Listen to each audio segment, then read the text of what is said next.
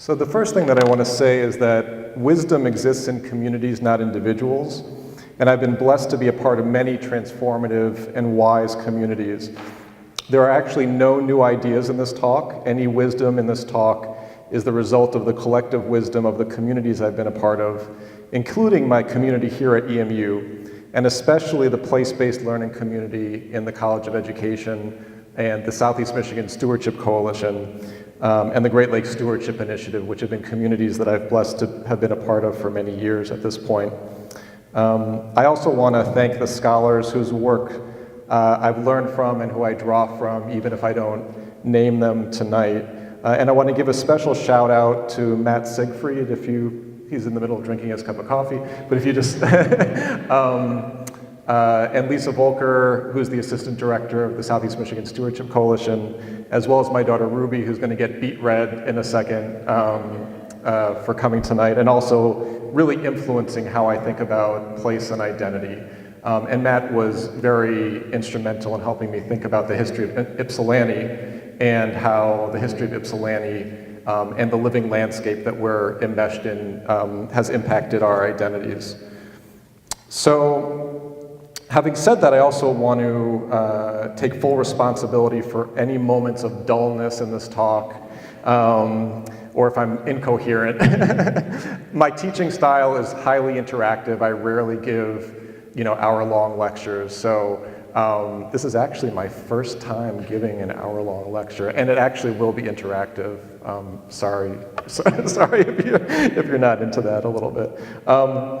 So I know as an educator that the brain research shows that, at most, if somebody's talking at you, there's about 15 minutes of attention span until you lose interest. So I'm going to try to break things up by little reflections throughout the talk. And I also know that sitting without moving for a long period of time is not great for the brain.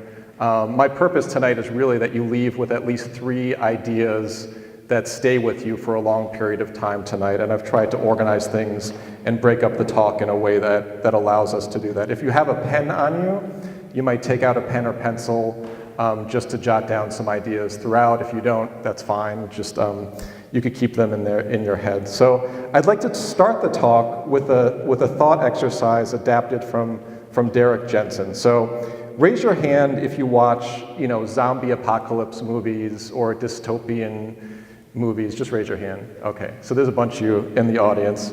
So I want you to imagine that beings from outer space discover Earth and decide to take its resources for their home planet. Some of you might be science fiction fans as well.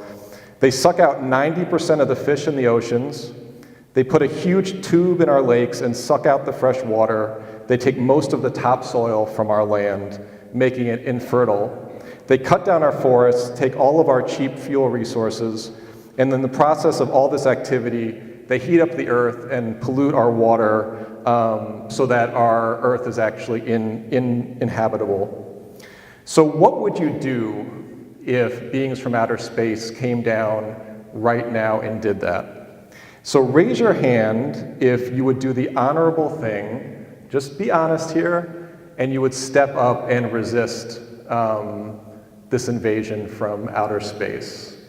Raise your hand if you would, knowing that the Earth's destruction and your own destruction is in the.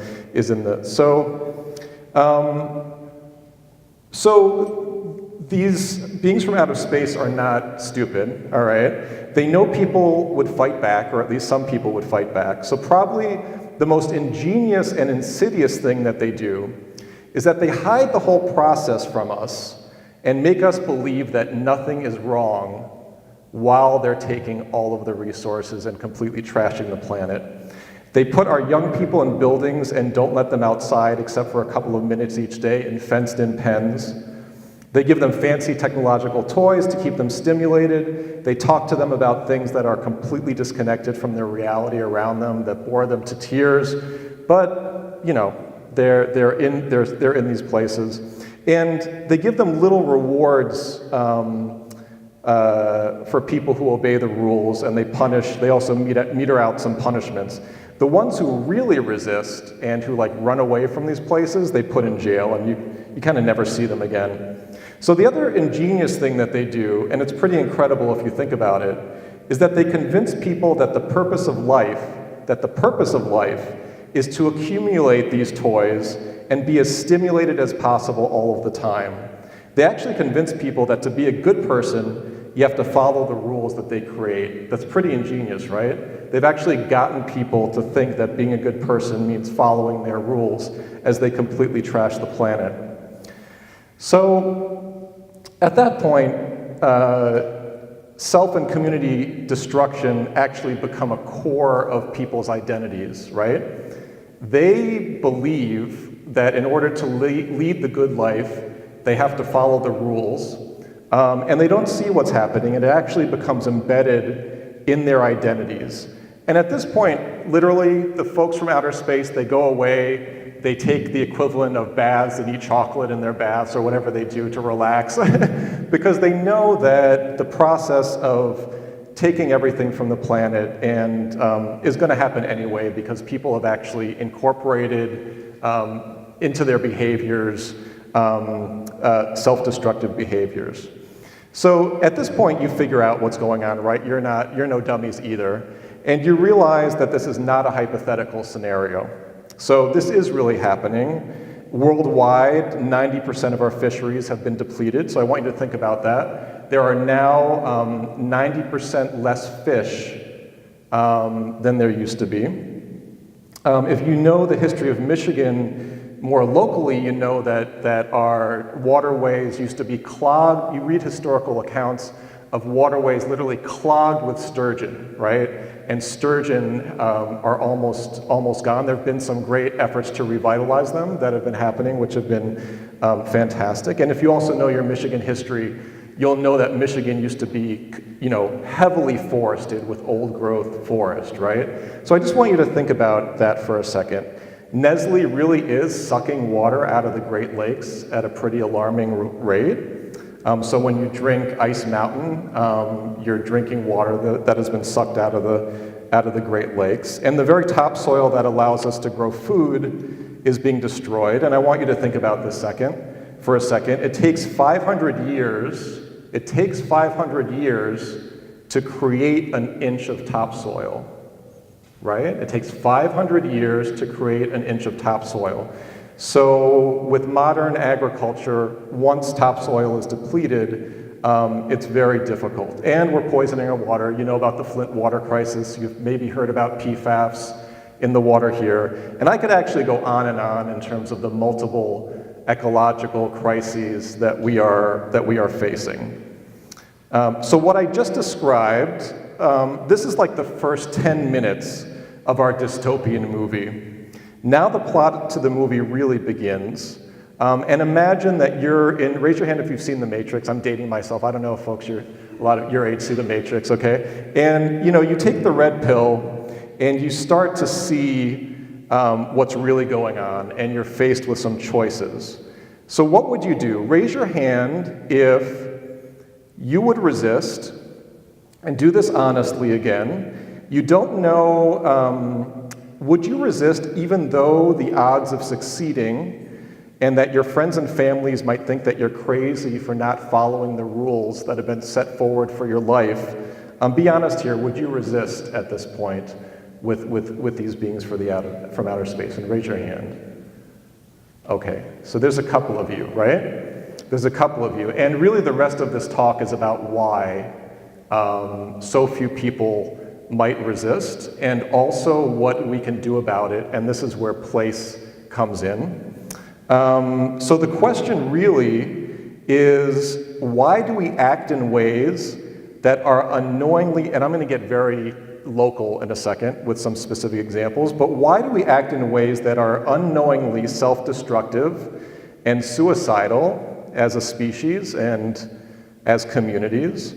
The question of how are our identities shaped, who shapes our identities, and in whose interests are our identities shaped? These are critical questions. And probably the most critical question, maybe I don't want to be melodramatic, but maybe in the entire history of humankind and our life on this planet, is how do we take control of our own identity formation in the service of collective health and well-being? How do we take control of our own identity formation in the service of collective health and well-being? And this, I think, it might be the most important question that we've ever faced as human beings. And I'm sorry to say it, and I know that this is a great and heavy burden, and that you're in the middle of finals and you're probably all fried out, which makes it even heavier. But those of us who are alive right now on the planet, including every single one of you, every single one of us, are the ones who have to figure out the answer to these questions. We didn't create these problems, but we're on the earth at a time in history when we have to figure out these problems. And if you think about, if you know children, if you're ever planning to have children, or if you have children in your families, this is actually how I got involved in this work, because I started to realize, in terms of my family and my daughters, what my responsibility was at this point. So this is not a multiple choice test, right? We're not going to figure this out by doing what we normally do. We would have already figured it out if that was the question. So I want you to take a deep breath, because this could be heavy stuff. But what I want to suggest is that one problem in addressing these very significant issues and investigating these questions is that they seem really out of our control, don't they? Don't they seem out of our control? Like, what am I going to do? It's just happening. It's out of my control. And we emotionally shut down. And even as I started this talk, some of you might have already emotionally shut down. Like, this is just too much. I just want to go to Tower Inn, have a beer, have some chicken wings. I'm all good. I can't handle this. And in all seriousness, what happens is we do push this reality to our subconscious, and we do self-medicate, right? I'm sure folks know people who smoke weed all the time, drink a lot, bury themselves in chocolate, addict themselves to exercise, right? Because that could happen too. We try to dull our senses because living at this moment in history on our planet is really hard if we start to see what's really going on. So it's not surprising that folks start to dull their senses and start to self-medicate, because it's just really difficult to deal with. And again, I think, I'm old at this point, I'm 48, but when I look at folks in your generation, I think a lot about this sort of psychological burden that gets buried and how it manifests out in kind of weird ways and destructive ways. So somehow we need to figure out a way to see. Number one, we need to be able to see what the problem is for what it is. We need to be able to ask the kinds of questions that I'm asking. And then we need to be able to act. Once we see and once we ask the questions, we need to be able to act. And this is in our control. And if everybody followed this process of seeing collectively, of posing difficult questions and acting, I'm actually very optimistic that we would be able to create communities and societies that were filled with health and well-being. And again, the question is why we don't do this. So one of the thought control mechanisms that is used to literally keep us in our place is to convince us that we're alone in this, that we're alone. And that the other thing that we must do is stop believing in this great American myth that extraordinary individuals will solve this problem. It's not going to take extraordinary individuals. It's going to take ordinary individuals who are acting in community and acting collectively. So this is a very damaging myth that there are, and you can see it all over our society, and it's reinforced in terms of our identities, in terms of these extraordinary individuals who are so brilliant, they're going to solve these problems. That's not going to happen. So let me take you 1 degree more concrete for you so you can wrap your head around and hearts around some of these ideas. So let me go now from the ecological to the social. How many of you have personally experienced or know someone who has anxiety or mental health issues in your generation or younger? Raise your hand. Okay. I want you to take a look around the room. Please keep your hands raised. Okay. So I would say 80% of the folks in this room know folks. So here we have an epidemic in full view. All I did was pose a question, and we decided to see together that we have an epidemic in full view. When I was growing up, there may have been people who were anxious. It was never, if you asked that question back then, I think hardly anybody would have raised their hands. I'm not saying that life isn't difficult for different people in all ages of history. It is, right? People struggle. But the level of anxiety and mental health issues are epidemic right now. So my question to you right now, and I want you to think about this really carefully, is why don't we stop everything we're doing, we cancel finals, and for the next 2 weeks, we get together in community and try to identify why we have this epidemic. We pose questions about how things might be done differently, and we start to build some will towards collective action. And I want to take this away from seriously, isn't this going to affect the quality of life in your generation and generations younger to such a huge degree that it's worth canceling finals for 2 weeks? Right? I mean, it's crazy.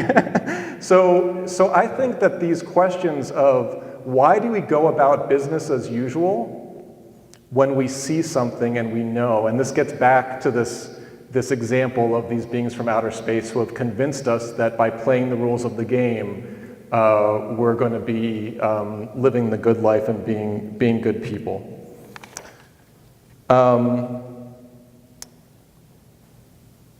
One primary reason for this anxiety epidemic, I would argue, is that, and it's not the only one, but it's a primary reason, is that as a society we have failed to create communities of love and belonging in which everyone has found their place.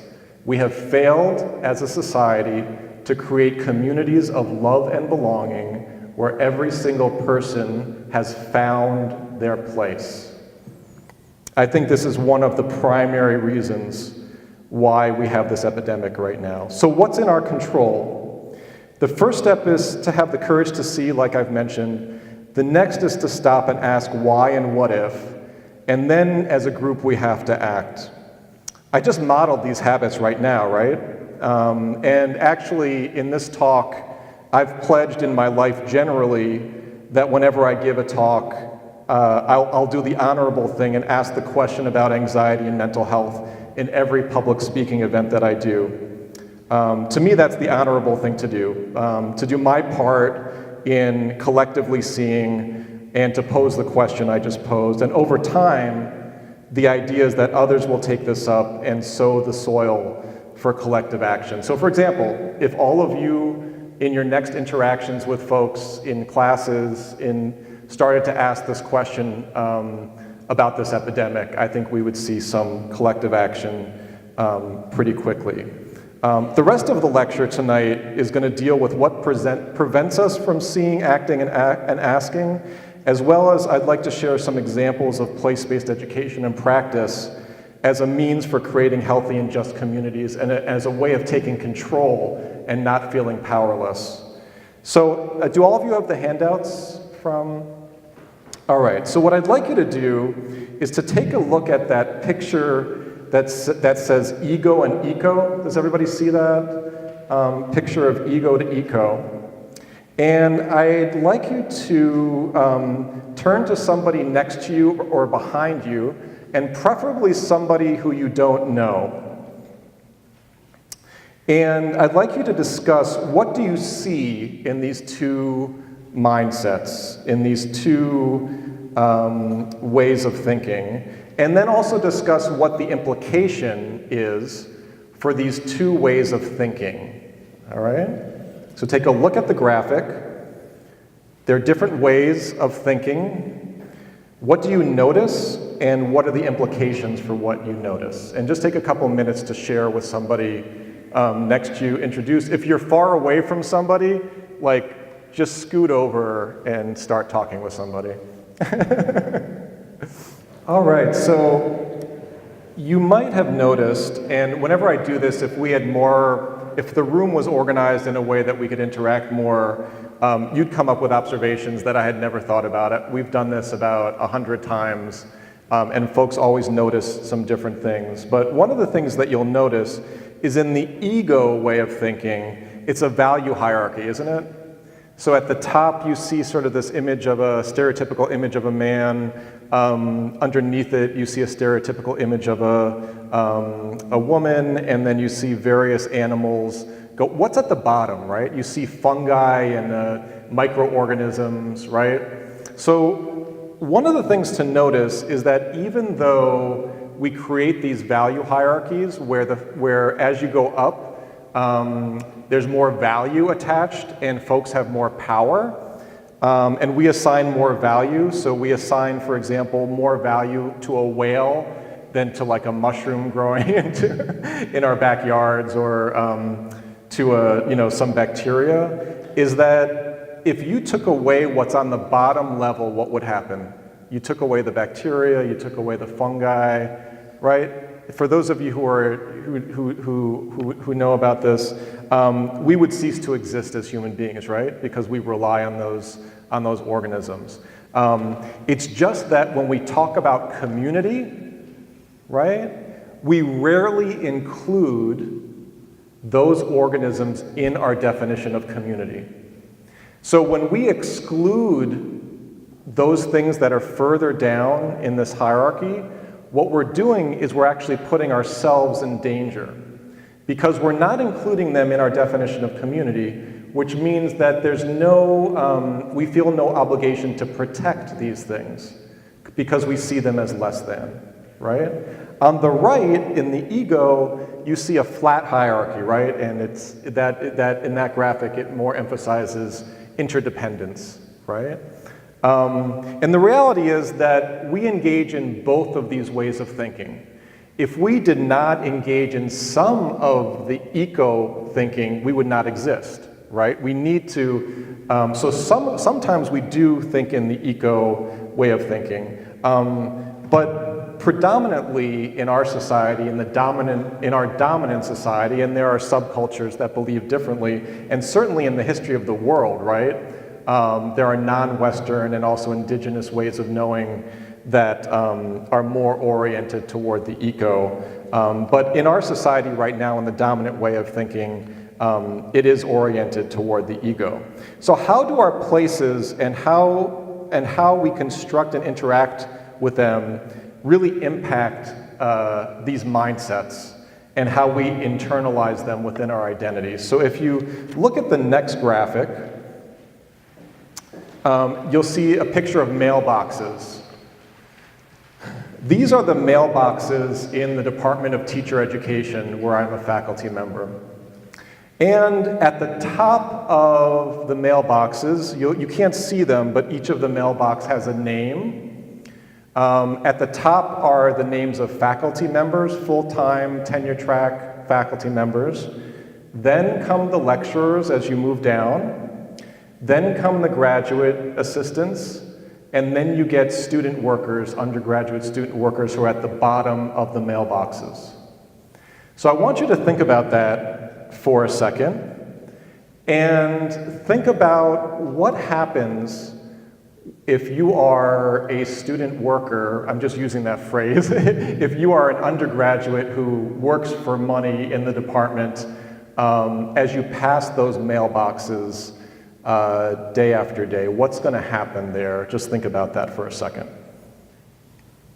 What happens if you are a lecturer and you pass those mailboxes and you get your mail every day? How many of you have either read or seen the Harry Potter, read the books or seen the movies? Just raise your hand, I just want to get a sense. Okay, so you remember in Harry Potter and the Order of the Phoenix, where Professor Umbridge with the black quill, and I'm just going to read it to you here. So Harry, he let out a gasp of pain. The words had appeared on the parchment in what appeared to be shining red ink. At the same time, the words had appeared on the back of Harry's right hand, cut into his skin, as though traced there by a scalpel. Yet even as he stared at the shining cut, the skin healed over again, leaving the place where it had been slightly redder than before, but quite smooth. He looked back at the parchment, placed the quill upon it once more, wrote, "I must not tell lies," and felt the searing pain on the back of his hand for a second time. Once again, the words had been cut into his skin. Once again, they healed over seconds later. And I think what's really brilliant about this scene is that the author is really describing this process of how we literally inscribe power in our bodies and in our identities in a similar fashion to what happens when you interact with these mailboxes. Maybe at the beginning, you might notice if you're one of the people at the bottom. I know that after teaching here for 18 years, a friend of mine who's a lecturer had to point this out to me. That's how invisible it was. I only saw this 18 years after getting my mail in the department.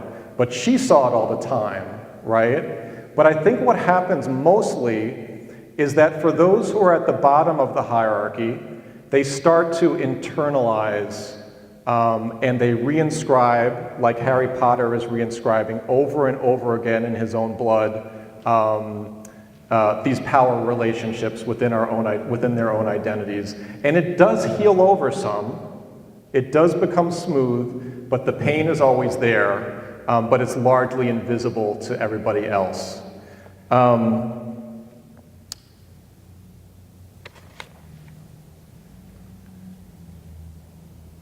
So the question, going back to an earlier point about learning how to see, is just like I said, I didn't know this until 18 years after teaching in the department. So we must learn, somehow we have to develop the skills to start to notice these things. And my next move in the department is to actually, at a faculty meeting, I'm going to pose this question to the faculty as a whole about why this exists. I'm going to get together with some other folks to share what I've noticed, and I want to suggest that we alphabetize the mailboxes from now on, right? Seeing, acting, asking, acting. So once I've noticed this, and once I understand how sort of the insidious nature of how, because what happens is,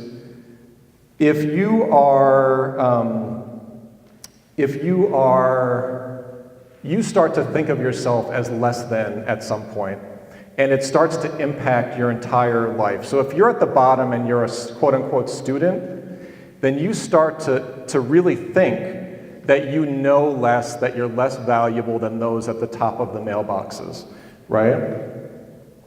So this is one way of thinking about how our place really influences our identities, both our own and others.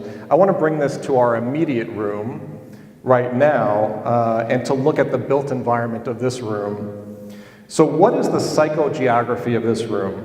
That is, how is the layout, how is the built environment of this room here, how does it promote either interconnectedness and non-hierarchical relationships, thinking of behavior, or on the flip side, how does it reinforce hierarchy, where some have more power than others? I also want you to think about, what is the history of this place? What did this place used to be? And how did this history influence who has power and who does not, as it's reflected in the built environment? So take a minute and just talk to somebody next to you about, do an analysis of this room, look very carefully about how it's structured, and about what it says about who has power, who doesn't, and whether or not it promotes interconnectedness. Just take a minute to share with other folks. So I'm sure you've noticed many amazing things that I'm not Because I can't listen into your conversation, I'm not sure exactly what you've noticed, but there's some obvious ones, right? The pews are sort of all facing forward. They sort of prevent interaction. Probably some of you are getting like cricks in your neck from having to turn around and talk to other people. So it's actually physically uncomfortable to talk to folks, to a lot of folks here. And I'm up here with this, lectern that used to be an altar when this was a church. So one of the things that, and what I just noticed tonight, which is really interesting, is you've noticed these cutout spaces, right, that I assume are, maybe for folks with wheelchairs. Is that correct? Yeah. So that's interesting. I've actually never been in a church or former church that has had cutout spaces like that. So that's an interesting way that some folks have modified the space here. But as Matt Siegfried, who's here tonight, who's a local historian, has taught me, there's really nothing in the landscape that is here by accident. And there's nothing in the built environment that's here by accident as well. So there's all sorts of interactions I could have structured. Actually, when I came to look at the space, I had to really radically rethink what I was going to do tonight, because the space itself constrains how we form community, right? And it's not by accident that this used to be a church as well, right? So going back to the mailbox, actually, let's see.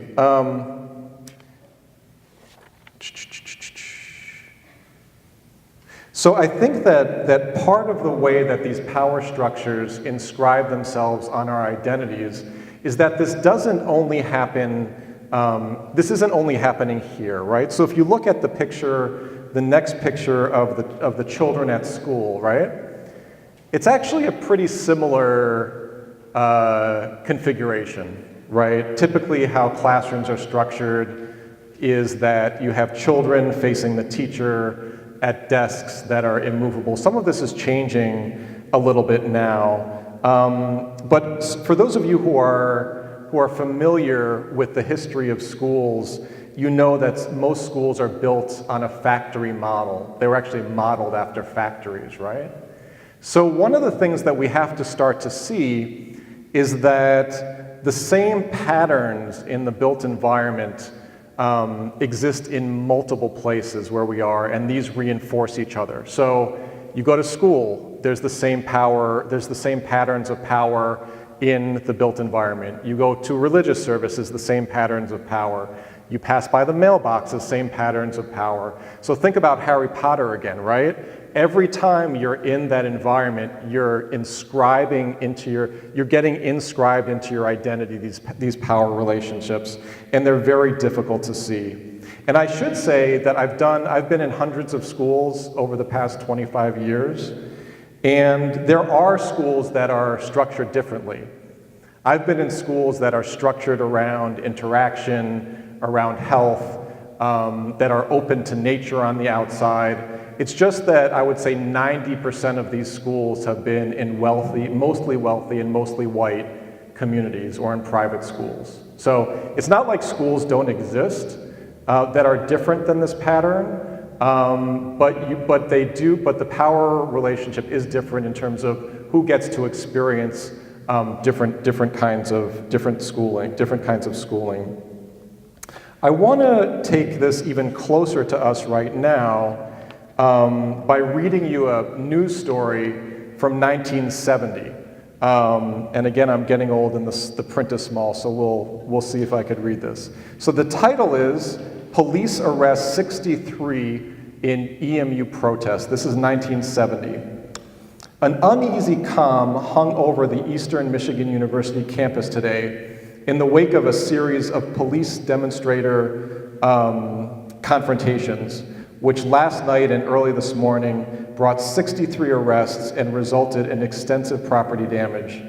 More than 230 riot-equipped police from 5 agencies took part in repeated sweeps down Forest Avenue, which is right over here, right? We're right near Forest Avenue. When student demonstrators staged sit-ins which began yesterday afternoon and did not end until 1:15 a.m. today. The students were protesting the suspension of 6 EMU students last week and a circuit court injunction obtained by university officials, which forbids the disruption of classes on the campus. A protest against the Vietnam War was also involved. Crowds along Forest Avenue, the main city street through the EMU campus, raged from a high of about 2,000 early last evening to less than 200 after the final police sweep about 1 a.m. today. So part of what I want you to notice about this story is that they mentioned that Forest Avenue went through EMU's campus, and thanks, Matt, for pointing this out to us. Does Forest Avenue any longer run through EMU's campus? It does not. Why do you think the EMU administration and the Board of Regents paved over Forest Avenue some time ago in the 70s? Why do you think that anybody just want to yell out what they think about that? A hypothesis around why they might have paved over Forest Avenue?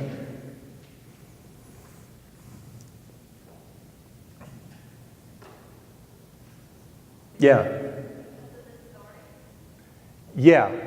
So because of the story, right? And because that these protests were actually pretty frequent, right? And a typical tactic that students would use, and Forest Avenue went right in front of the administration building, would be to shut down Forest Avenue and really interrupt business as usual on campus, right? So at some point, the EMU administration, by the way, I'm not just, since this is a recorded video, I'm not advocating for rioting in front of the administration building. Having said that, this is a danger. Has anybody ever heard this story before? Okay.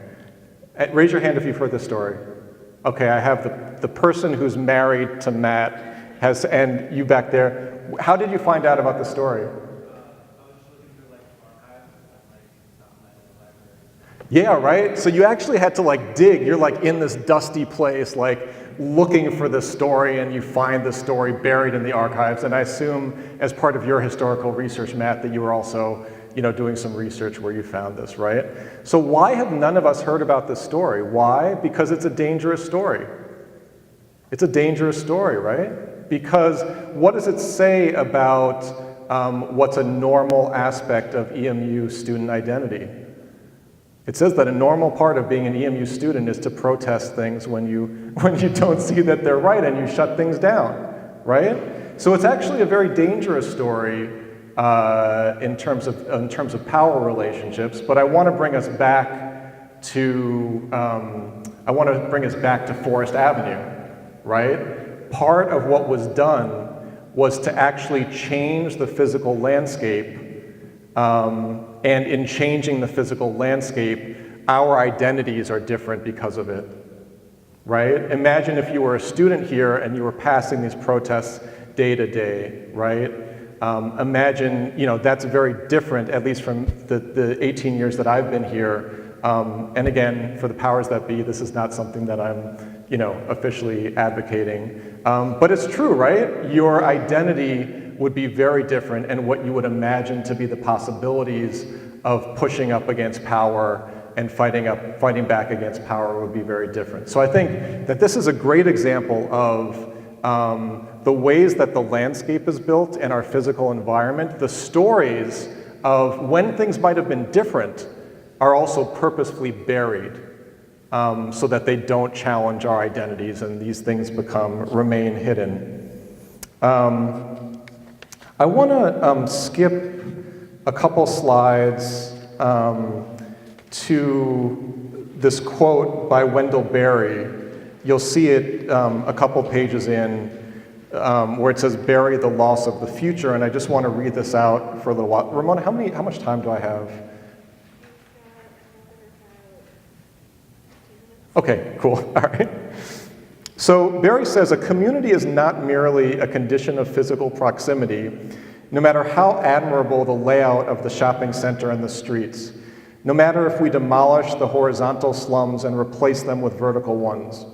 A community is the mental and spiritual condition of knowing that the place is shared and that the people who share the place define and limit the possibilities of each other's lives.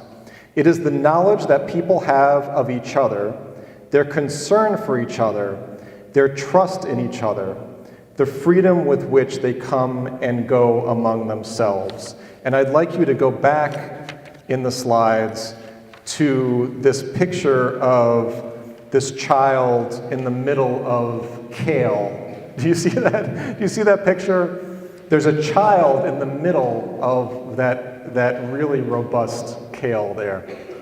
And this is a picture that was taken at a school that we're affiliated with, the James and Grace Lee Boggs School in Detroit, that is founded along place-based learning principles. So I want you to look at the photo and the child and the kale, and this gives us a glimpse into the psychogeography of that place. And I want you to think about, just for a second, just jot down really quickly if you have a pen in the margins, what emotions, feelings does this image evoke? What relationships and definition of community are reflected in this image? And where do you see either ego, that hierarchical way of thinking, or eco, the more harmonious way of thinking in this picture? I just wanted you to think about that for a second and just jot down some notes. So part of what I see when I look at that picture is I experience, and it's better in color, but I experience a feeling of joy, of belonging, that the child belongs, feels like they belong there, of harmony, of affinity, of relationships, of interconnectedness, of knowing where your food comes from and having a hand in creating physical health for yourself and others. To me, all of that is embedded in that image. And this is during the school day, right? This is not your typical activity during a school day to hang out in the middle of a really nice patch of kale, right? But the school has done a lot of thinking about place and a lot of thinking about how place impacts student identities. And so this is a regular, this captured a special moment, but this is a regular kind of occurrence at this particular school. And I want you to take a look at the next picture where it says man at war with nature. And this is an ad, this is an advertisement for Roundup herbicide, right? And I want you to look at that environment there and contrast it with the one that we just saw.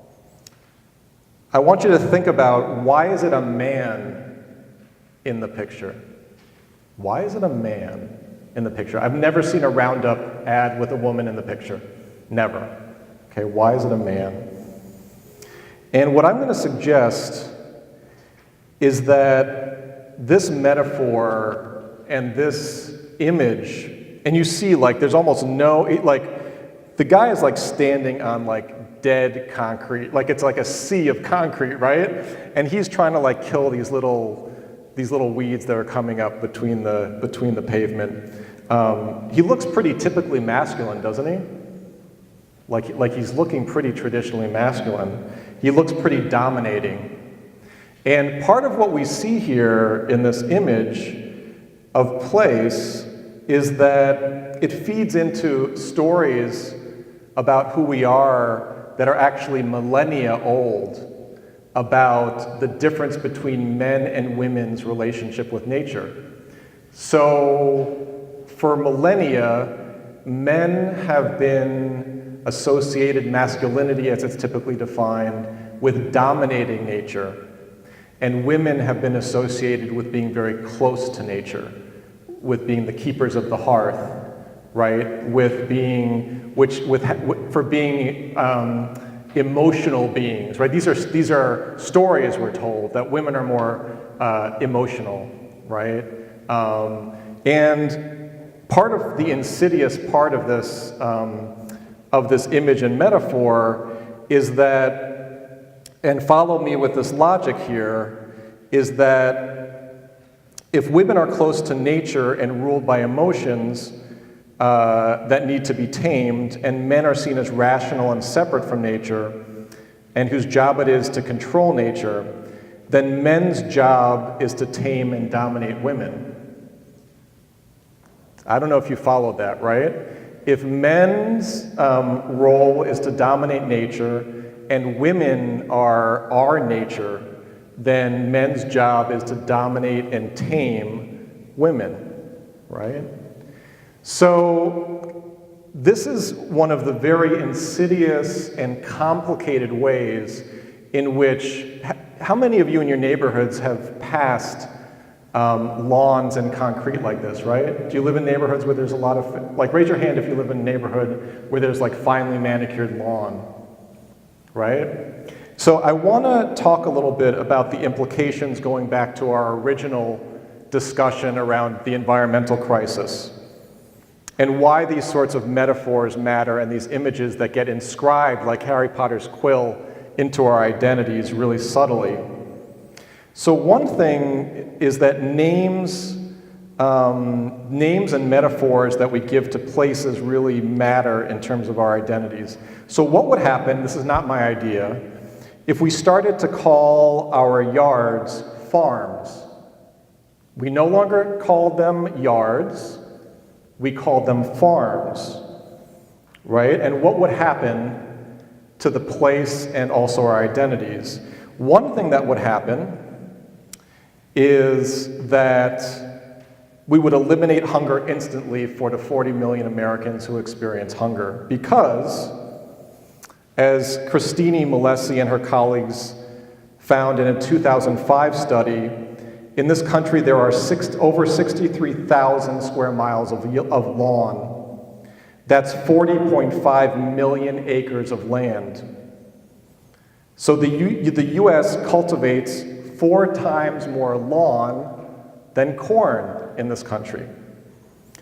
Grass, turf grass, covers more land than corn, alfalfa, soybeans, orchard, vineyards, cotton, pastures, wheat, and hay combined, making it the most widely grown crop in the United States. A well-manicured lawn requires more water than the 7 most water-intensive crops, as well as the use of agrochemicals, right? So you could see how these images that we pass every day, we don't think about it. We pass these yards, and some of you, I've done it too, we're out there, we're mowing the lawn, it's like a hot summer, we're watering, some people use herbicides, and this is like the image of the good life, isn't it? Like, you've arrived if you have this nicely manicured lawn. And like the example with anxiety that we saw at the beginning, all it takes for us is to rename things, to start seeing things in a different way, and we start to realize that this reality that we've been given and told is normal doesn't have to be that way. Actually, it's contributing to human harm, and actually, it's contributing to those ecological crises that we talked about at the beginning of the talk, right? So just by shifting our way of thinking about land use and naming it something different would actually allow us to address these issues.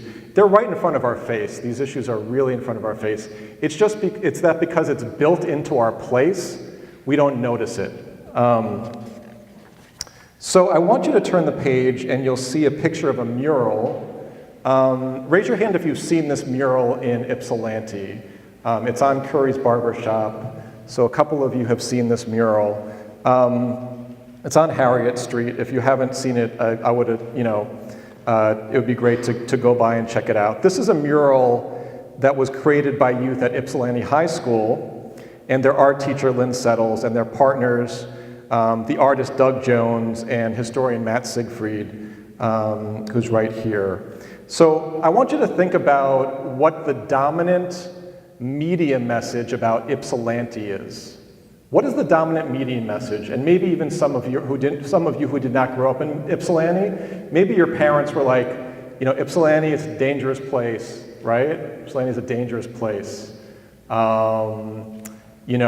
Ypsilanti. I know that I lived in Michigan for a very long time, but before hearing anything about the history of Ypsilanti. And what happened in this place-based project is that youth actually at Ypsilanti High School researched, with the help of their partners, H.P. Jacobs. And this is H.P. Jacobs' story. So he was born into slavery in Alabama. He learned how to read and write and forged his own freedom papers for himself and his family. He was actually a janitor. He was a janitor here at what is now EMU. And what did H.P. Jacobs do? He ended up founding both a church and a school for black children here in Ypsilanti.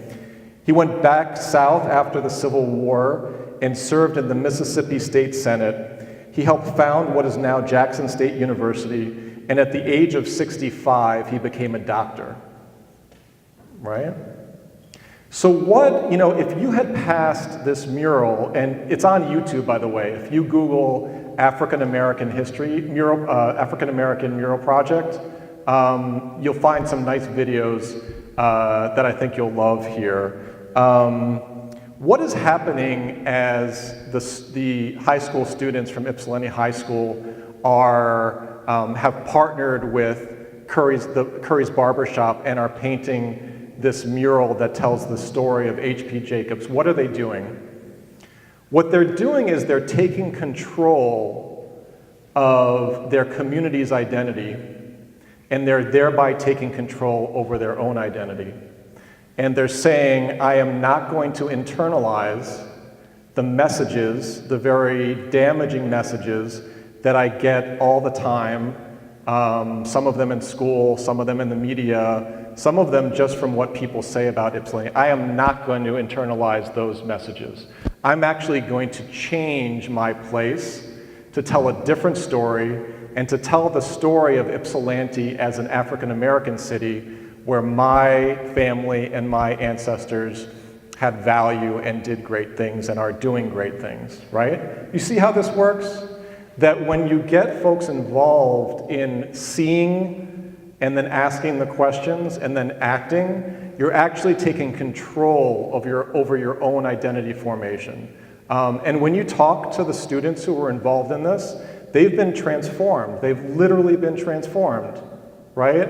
I asked one of the students how many times he had presented in public during this course of the project, and he said over 100, right? He did a TED Talk, he's been interviewed on TV, he's done radio shows, he was, the mayor was at the unveiling of the mural. So here you have young people who are taking control over how the place is constructed and taking control of their own identities.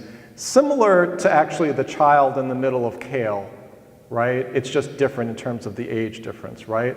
But in both incidences, they're changing the environment to create an environment that inscribes healthy identities and creates communities of love and belonging and well-being.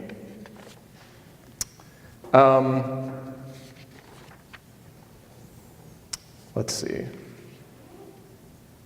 Part of what happens, and I'd like you to flip a couple images to the image of the young person with the mic, with the older fellow. This is a picture from the Southeast Michigan Stewardship Coalition, where I serve as director. We have an annual community forum on May 20th. This year, if you're interested in these issues of place, and amazing efforts that are happening in schools to connect youth to place, you're all invited on May 20th in the Student Center. I'm just going to plug this. We're also looking for volunteers if you want to help out that day. But it's a really incredible event.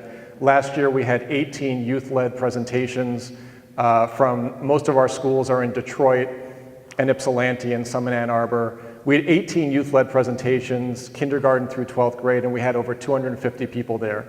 So it's really a transformative event that, again, I think we've experienced shifts in young people's identities. And here you have one of our students, Lute Smith, who's giving a lifetime award to a community partner who has volunteered for the Huron River Watershed Council. And it brought tears to my eyes. In the Southeast Michigan Stewardship Coalition, we support teachers in teaching in this way in their schools and communities. And I've known Lute for a long time.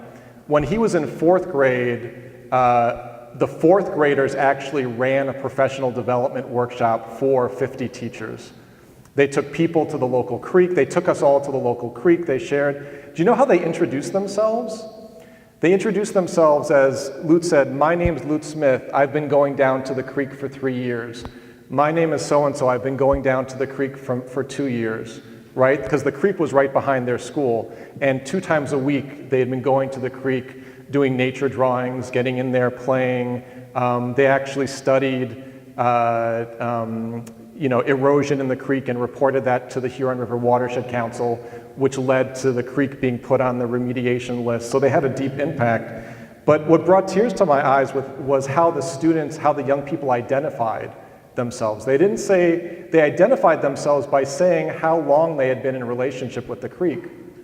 Isn't that amazing, right? They did not see themselves as separate from nature, right? But their teacher was doing something very differently. Their teacher was taking them out of the school and immersing them in their place, and then allowing the young people to create new stories of place. If you look at the next image, this is an image in Southwest Detroit. You see a young person carrying tires. And this is at Ninus Elementary School in Detroit. And in this project, students, again in the 4th grade, went out into their community and mapped. They identified what problems there were in their communities. And what they noticed is that there were a lot of illegally dumped tires. So you know when you go to if you have a car and you get new tires and they say they're going to recycle your tires? Well, some of these stores, if they're dishonest, because it costs money to recycle tires, will illegally dump them in communities like Southwest Detroit because they don't have to pay for the recycling. So what message does that send to a young person growing up in a community where people are coming from the outside and dumping in their communities, right? Again, what do they internalize when they pass these tires on the street every day of their lives? What stories do they internalize into their identities? That their communities are trash, that they're trash, and so on. It becomes a very deeply embedded and destructive part.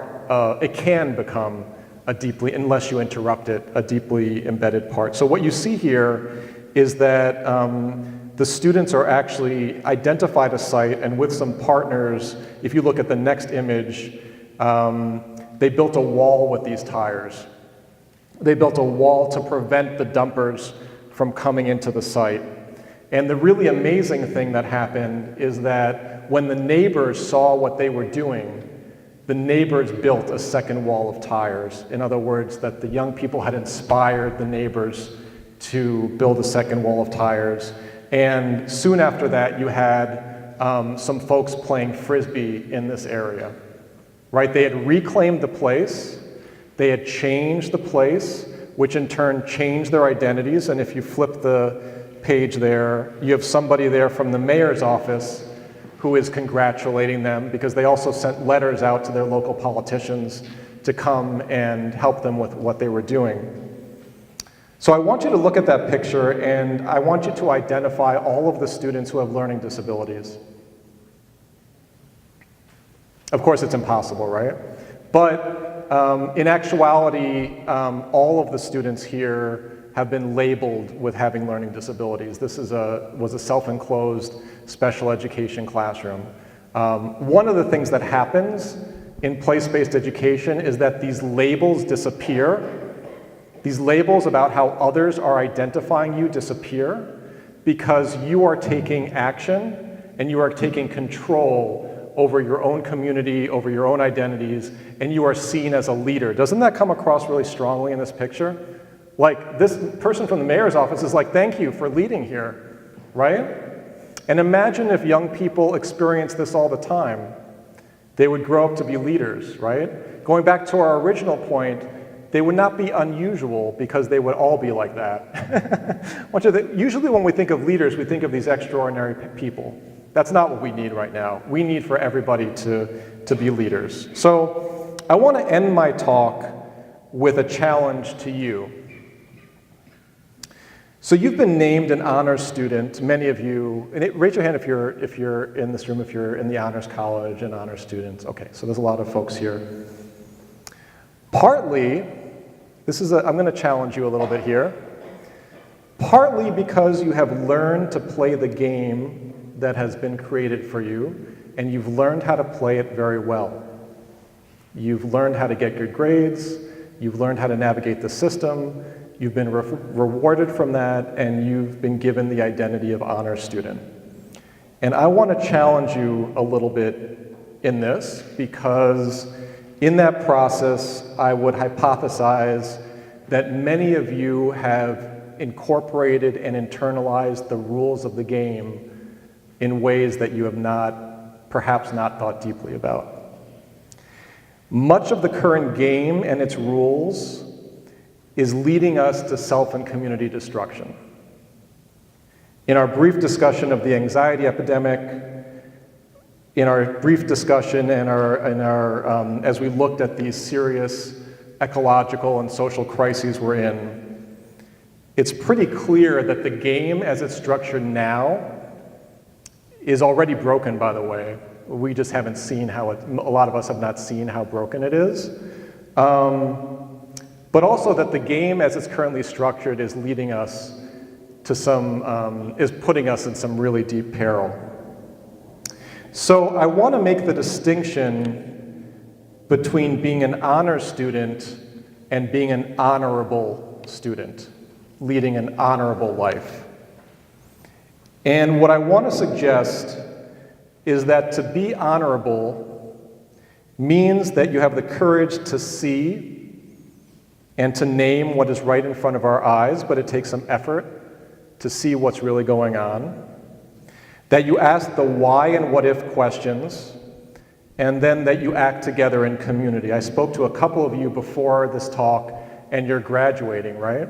So this is a really important point. You are no longer an honor student. You are going out into the world, and how do you go out into this world being an honorable person?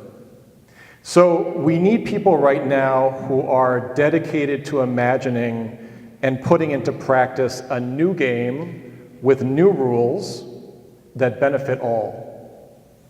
And some of these new rules are not entirely new, because in the history of humankind, there have been many societies that have acted in healthy ways that have created communities of love and belonging. And we could draw inspiration and some lessons from those societies. But we are at the point in our history where we need to create something new that we really haven't seen before. And we're going to need people who are going to stop putting themselves and others in their place, and rather create communities in which everyone has a place at the table and where everyone can find their place. So how can you become that honorable person, the leader, and not an extraordinary leader? How could you get with others to lead at this critical point in history?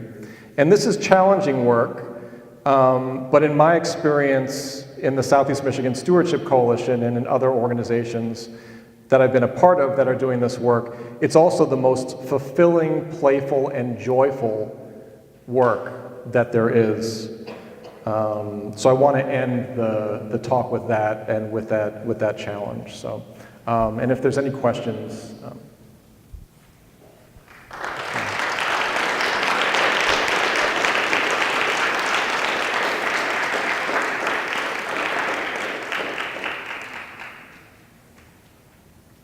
And if they're not questions, that's cool too.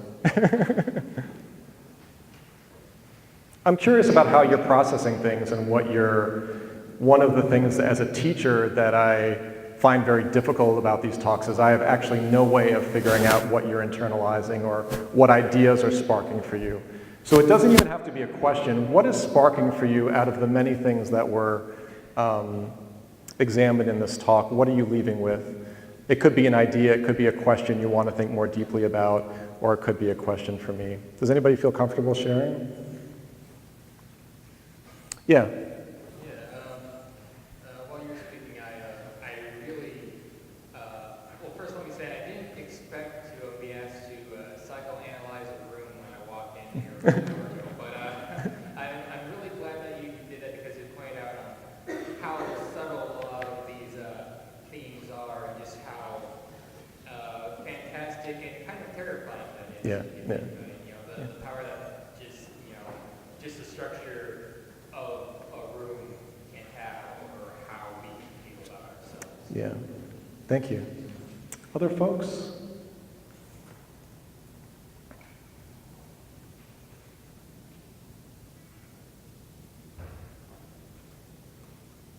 Yeah. Not specifically anything about your life here, but it was everything pretty much I agreed with and feel really strongly about. And I just wish that I hadn't left all my friends at dinner and I'd taken them. Oh, cool. They were such a good lecture. Oh, good. Thank you. I appreciate that. And I'm shameless about this, but if you're interested in joining anything that we do, feel free to reach out, and we'd love to have you involved. I'm just shameless. It's all right. I'm also good with silence, and that's something that we don't do very well in our society, is just wait for people to process, and so I'll just wait a little bit longer if anybody wants to share.